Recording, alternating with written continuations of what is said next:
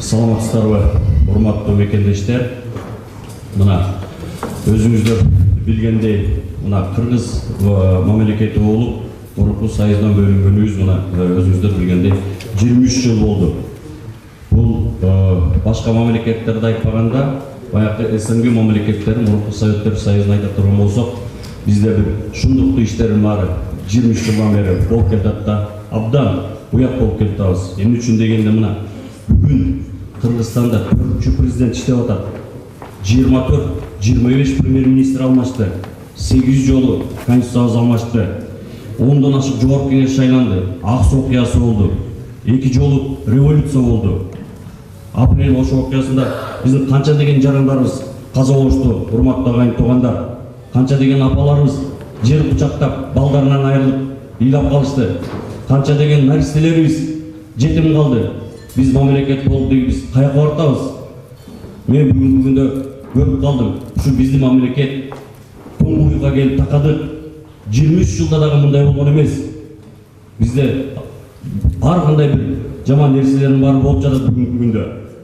Урматтуу катышуучулар, сиздер туура көрсөңүздөр, мен бир 3-4 маселеге токтолуп кетким келип турат.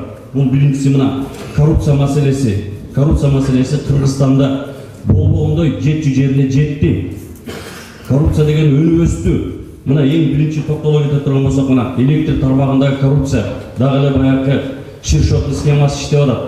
Бүт коррупция ошол жерде болуп жатат.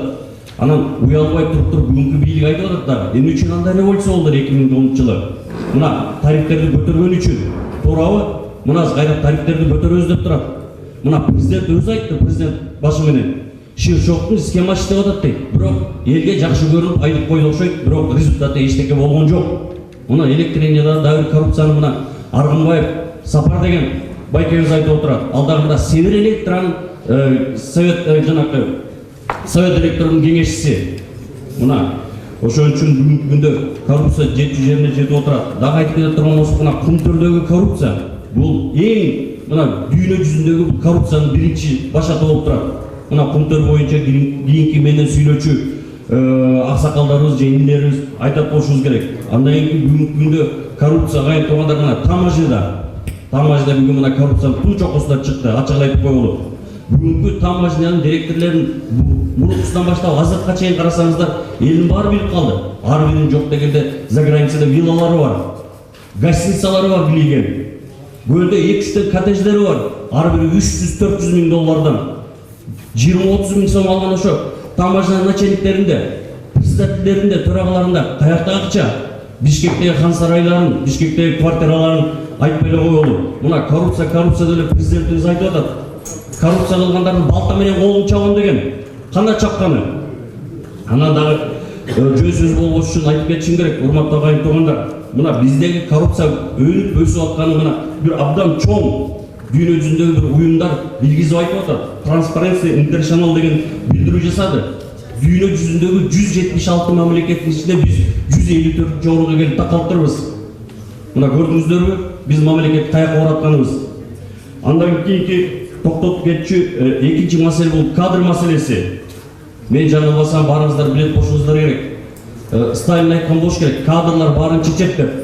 Мына бүгүнкү күндө бизде карасаңыздар, азыркы бийликте, баягы эле мурунку бийликте коррупция менен аралашкан, ичип жегендер, элдин ырыскысын жегендер отурат. Мен алардан кечирип коелу, катып айтсам, алар жугун оорулар деп айтып койсом, мен эч качан жаңылбаймын. Андайын айтып кетсек, мына бизде парламенттик башкаруу деп айтып атабыз. Каяктагы парламенттик башкаруу? Парламенттик башкаруу деген жок, ал жөн эле кагазда. Бүгүнкү кадр маселесин баарын чечип аткан президент өзү чечип атат. Өзүнүн жанакы билими жок, сабаксыз Икрам Илмиянов деген жигит чечип отурат. Мына Илмиянов менен башкарган чечип аткан мына Илмиянов бүгүнкү кадр маселесин баарын чечип аткан биздин чоңдорубуздан, аксакалдарыбыздан, интеллигенциябыздан баштап бала бакчага чейин билип калды. Что? Ал сөздү мына тастап айтып кетейин. Өткөндө болгондо да СДПКнын депутаты, Каракөл шаарынын депутаты айтып атат, СДПКнын депутаты экен ошол. Баяман Алыкулов деген жигит айтып атат. Мен Кыргызстандагы экинчи лицо премьер-министрдин кабинетине барсам дейт, приемный эч ким жок дейт. А Икрам Илмияновдун кабинетинде 30-40 кыргыздын эле жакшынакай жигиттери сагылап ошол жерде баары кызмат сурап отурат дейт. Мына көрдүңүздөр, мына ушу менен тастыктап койсо болот. Президент эч качан, президент администрация аппараты эч качан баягы кызматка коюуга кийлигишпеш керек конституция боюнча. Мына бирок көрдүңүздөрбү, дагы эле президент өзүнүн баягы жан жөкөрлөрү менен чечип отурат. Андан кийинки бул жерде мен ойлойм, конституция бузулуп турат, урматтуу агайын туугандар. Үчүнчү маселе бул чек ара маселеси. Мына бүгүнкү күндө чек ара маселеси абдан оор абалда турат. Өзүңүздөр жакшы билесиздер. Мына түштүк жерибизде, баарыбыз түштүк жерибизде чек араны ойлоно турган жердебиз бүгүнкү күндө. Биздин жана коңшу мамлекеттин пограничтери кирип келип, биздин жарандарды 500 метр жерге чейин келип атып кетип жатса, биздин президент баштаган бийликтер бир сөз сүйлөп койбой, уялбай отурушат. Анан ошол жерге мына эмне деген акчаларды мына жет өгүздөгү чыккан балдарга чыркырап, биздин чыккан мен кичи бекенинде чыккан жана чыркырап кумтөр элге өтсүн дегендерге 500 песни аздап барып туруп, балдарыбызды сабатты, 20сы больницага жаткызды. Экөөсүн көзүн актырып ташташты. Бул эмне деген уят жоктук, агайын туугандар. Ошол жака кеткен чыгым акчаны, ошол жака кеткен күчтү өз элине колдонбой, бул президент анчалык эле кыйын болсо, апарып границаны кайтарбайбы анда? Ошон үчүн эмне биздин алтын ушу биздин жанакы жаракат алган, таяк жеген эмне жигиттердин өмүрү өйдө болуп кеттиби, урматтуу агайын туугандар.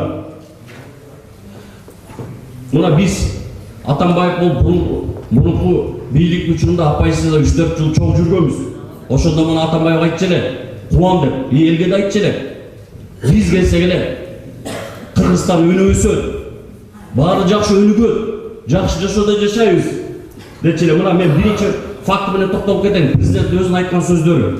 Биринчи айтчу эле, мурунку бийлик мурунку бийликтер кумтөрдү жыргап жепетишти. Биз келсек эле кумтөрдү чечип кыргыз мамлекетте иштейт дедилер. Кана иштегени мына? Эч кандай иш болгон жок. Экинчиси, көлгө барганда 3000 кишинин алдына айтты эле түптөн. Каркыра деген кыргыздын намысы. Каркыра кетип калды, мурунку бийлик берип салды. Биз Каркыраны албасак болбойт. Ошол жерде туруп элдин астында айтты эле. Оң жагым көл, сол жагым тоо, үстүндө көк асман турат, Кудай турат. Ошол жерден ант берем. Мен президент болсом, Нурекеге чөбөлөсөм дагы Каркыраны алып келем деген. Кана? Эчтеке жок.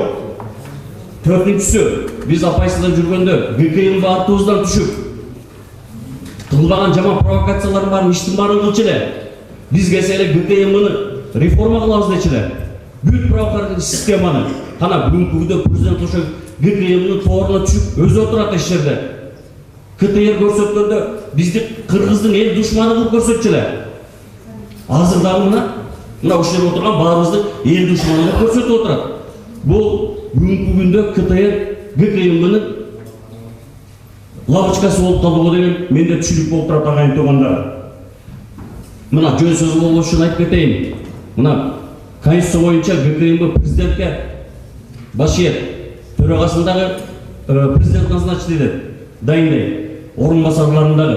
Мына ошо ГКМнын астында антикоррупционный служба деген түзүлгөн. Ошол президент бүгүн өзүнүн саясий оппоненттерин кубулаш үчүн, ошолорду түрмөгө отуруш үчүн, ошолорду коркуш үчүн колдонуп жатат. Мына мен ошону тастап кетейин.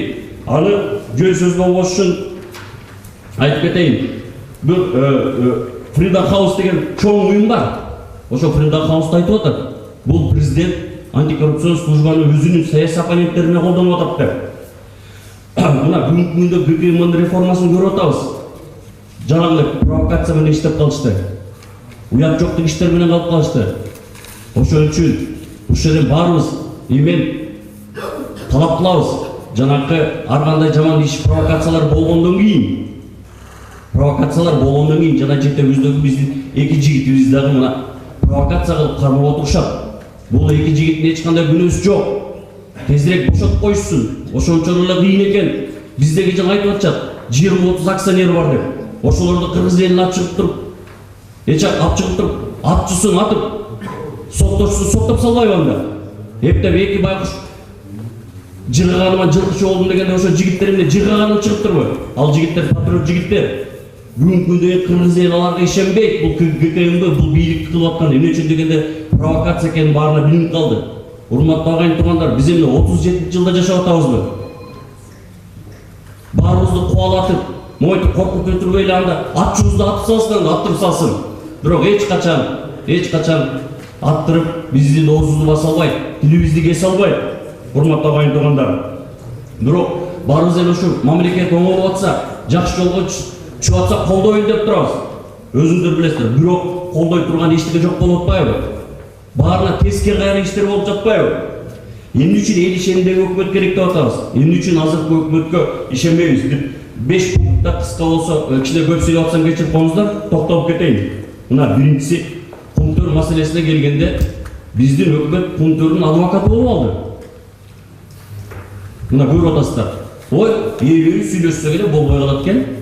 Ой, шуну экен, еще уялбай мынтип атат. Биз кыргыздар миллиардтарды алып кетип атса да, долларларды мынтип атабыз. 10 жылда 100 миллион доллар кайра кайтып берип атабыз. Бул эмне деген бет жоктук? Биринчиси. Экинчиси, бүт мамлекеттерге уят болдук, шылдың болдук. Жана вор законе Батукаевди кыргыздын намысына тийип, кыргыз качан ойгонот? Кыргыздын намысына тийгенде ойгонот. Ошо кыргыз жигиттерди өлтүрүп, кулактарын кесип аткан Батукаев деген ворду бүт бары кастарлап, астында кызыл дорожканы жайып туруп узатып коюп атат. Ушундай өкмөт, ушундай бийлик бизге керекпи? Урматтуу туугандар.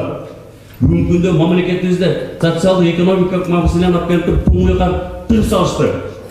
Андан кийин электриниядагы мына коррупциядагы жетчү жерине жетип отурат. Мына көчөдө азаттыктан абдан бир талашуулар болду, ага токтогум келбейт. Мына дагы бизде эң күчөп аткан коррупция бүгүнкү күндө Аэропорт Манас, Мегаком, ГП Темир болуп атат. Андан тышкары Турдукулов деген жигит 3 жылдан бери какшап келатат. Бирөөбүз да колдоп койбой атабыз ошону. Баягы СТП Манаска авиакеросин поставка боюнча. Мына ошо поставканы бүгүнкү күндө Илмиянттын оң колу кошелегү отурат. Мурунку бийликтерде коррупциялык иштерге иш козголгон, үстүндө чыры бар. Билесиздер, бул авиакеросин дегенден миллион, 100 миллион деген акчалар. Ошондон мурунку 2 президент деген отурган. Мына бүгүнкү күндө бул президент Икрамжан жанакы Илмиянов отурган билинип калды. Мен ачык айтып коеюн, ошол эле Тилек Исаев деген жигит отурат. Мына СТП Манаска жана авиакеросин поставка кылганда. Ошо именно дайыр жол айтылып коюн кечип койсо. Икрамдын кошелегү. Анан мамлекетибизде ушундай абдан бир оор болуп атканда, терс көрүштөр болуп атканда, баарыбызга ар кандай провокациялар кылып атканда, бизге кылган провокация сиздердин башыңыздарга тийип калышы мүмкүн. Мени капа кылганы баарыбызды капа кылат болуш керек. Биздин интеллигенциябыздын көбү каякта отурат? Аксакалдарыбыз бар дейбиз. Аксакалдарыбыз учпай каякта отурат? Качан революция болуп кетип эле эметкенде карасаңар КТРде очередь болуп калат. Ошон үчүн сөзүмдү аяктап жатып, урматтуу агайын туугандар, баарыбыз ушу пункттөрдүн тегерегинде бириксек жакшы болот болчу. Баарыбыз бир болушубуз керек. Бирибиз амбициябызды таштап, ушу кыргыз мамлекетибиз өнүп кетсин, туруп кетсин дешибиз керек. Рахмат көңүл бурганыңыздарга.